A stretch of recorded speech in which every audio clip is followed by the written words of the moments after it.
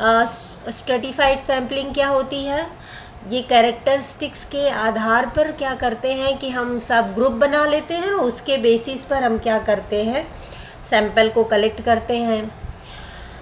अब आती है बात क्लस्टर सैम्पलिंग क्या होती है। Cluster sampling basically is a kind of sampling, is a kind of population based on geographic natural groupings and entire cluster into the entire cluster. जो भी क्लस्टर होते हैं ज्योग्राफी के आधार पर, नेचुरल ग्रुपिंग के आधार पर जो भी हम क्लस्टर्स बनाते हैं, उसमें से रैंडम सिलेक्शन करते हैं फॉर द सैम्पल्स के लिए। सैम्पल्स के लिए हम रैंडम, तो जो भी हम ग्रुप क्लस्टर्स बनाते हैं, जैसे चाहे जियोग्राफिक के बेसिस पे बनाएं या नेचुरल ग्रुपिंग के बेसिस पे बनाएं, और क्लस्टर बनाने के बाद हम क्या करते हैं, रैंडम सिलेक्शन करते हैं फ्रॉम द क्लस्टर। ठीक है फ्रेंड, तो ये होती है क्लस्टर सैम्पलिंग। पर्पोसिव सैम्पलिंग क्या होती है friends? Purposive sampling friends actually वो सैम्पलिंग होती है वो जिसमें कि participants are selected and for specific characteristics criteria to the relevant research purpose. किसी भी रिसर्च के उद्देश्य के हिसाब से ही हम पर्पजली क्या करते हैं, सैंपल्स को कलेक्ट करते हैं उनके बेसिक कैरेक्टरिस्टिक्स के बेसिस पर। तो ये सारी हमारे ऑप्शंस हैं जिसको कि मैंने डिस्क्राइब कर दिया। तो आई होप आप लोगों को आज समझ में आ गया होगा।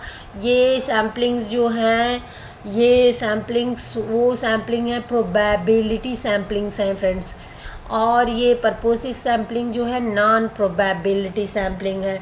जब मैंने एक्सप्लेन किया होगा तो आपने ध्यान दिया होगा कि इसमें पार्टिसिपेंट्स को सेलेक्ट किया जाता है स्पेसिफिक कैरेक्टरिस्टिक्स के बेसिस पे। पर्पोसिव सैम्पलिंग में जो भी सैंपल्स लिए जाते हैं पॉपुलेशन को जो हम लेते हैं वो रिलेवेंट रिसर्च पर्पस के लिए लेते हैं और उनके स्पेसिफिक कैरेक्टरिस्टिक्स क्राइटेरिया के बेसिस पे लेते हैं फ्रेंड्स। और बाकी सारी सैम्पलिंग है जो रैंडमली लिया जाता है, कभी सिंपल वे में लिया जाता है, कभी सब ग्रुप में लिया जाता है, कभी क्लस्टर ग्रुप में लिया जाता है फ्रेंड। तो this is all about the sampling and the right answer is purposive sampling friends. So right answer is purposive sampling. अब आते हैं क्वेश्चन नंबर 6 की बात करते हैं। What is the key difference between qualitative and quantitative research. Friends, qualitative and quantitative research में क्या difference होता है इस चीज़ को समझ लेते हैं। तो क्वालिटेटिव रिसर्च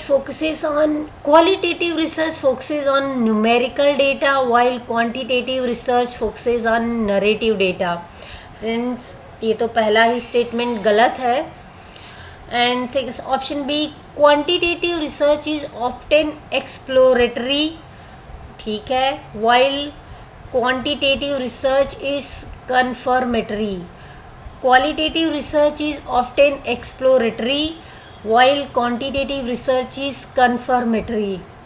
फ्रेंड्स, चलिए आगे बढ़ते हैं, ऑप्शन सी देख लेते हैं, कहीं इससे ज़्यादा तो नहीं दिया हुआ है। Qualitative research uses large sample while quantitative research uses small samples. Option D है, qualitative research is more reliable than quantitative research. तो फ्रेंड्स, ये सारे option A B C D देखने के बाद ऐसा लगता है कि राइट आंसर जो है फ्रेंड्स वो ऑप्शन सी ही है, क्योंकि qualitative research is often exploratory research. Friends, इसमें डिस्क्राइब किया जाता है नॉर्मल वे से, किसी भी रिसर्च के बारे में एक्सप्लोरेटरी वे में डिस्क्रिप्शन दिया जाता है, जबकि क्वांटिटेटिव रिसर्च जो है एक कन्फर्मेटरी रिसर्च है। Option B is the right answer. बाकी ऑप्शन ए जो है qualitative research focuses on numerical data, नहीं friends, quantitative research numerical data को फोकस करता है और क्वालिटेटिव रिसर्च जो है नरेटिव डेटा को फोकस करता है, that's why it is exploratory. Option C में बोला गया है कि qualitative research uses large samples, नहीं फ्रेंड, ऐसा नहीं है। क्वांटिटेटिव रिसर्च स्मॉल सैंपल बिल्कुल भी नहीं है, दोनों का अलग अलग क्राइटेरिया है।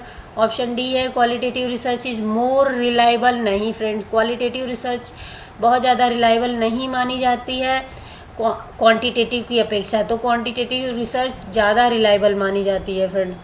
तो option B is the right answer. हम इसको क्लिक करते हैं और आगे बढ़ते हैं।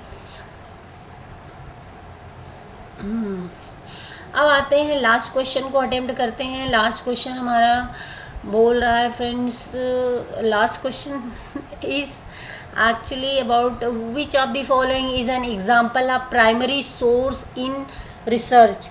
देखिए फ्रेंड्स, रिसर्च को हम दो सोर्सेज से कंडक्ट करवाते हैं फ्रेंड्स, एक प्राइमरी एक सेकेंडरी सोर्स होता है फ्रेंड्स। तो प्राइमरी सोर्स से हम क्या क्या कलेक्शन करते हैं, सेकेंडरी सोर्स से हम क्या क्या कलेक्शन करते हैं, ये सारी चीज़ें हमें ऑप्शंस में मिल रही हैं। तो अभी इसको फाइंड आउट कर लेंगे कि which one is a right answer. Friends, option A है newspaper article summarising a study. Newspaper article summarising a study, इस सोर्स से आप लोग रिसर्च करते हैं क्या? Okay. Option B a research article written by the original researchers. ठीक है। Option C a text book summarising various studies. And option D is a literature review in a scholarly journals. तो friends, ये सारे जो option ये हैं, a newspaper article summarising a study, ये सब सेकेंडरी सोर्स ऑफ डेटा है। A research article written by the original researcher, it is the primary data of any research friends, it is the primary data। a textbook summarizing various studies, ये भी primary data नहीं हो सकता friend, ये secondary data है। a literature review in a scholarly journal, it is the secondary data friends. तो option B is a right answer. तो इसको राइट लगाते हैं और इसको राइट लगाते हैं और यहाँ पर इसको ख़त्म करते हैं। फ्रेंड्स, आज मैंने 7 क्वेश्चन लिए रिसर्च से और आई होप आप लोगों को समझ में आया होगा और आप लोग इस पर प्रैक्टिस भी करेंगे।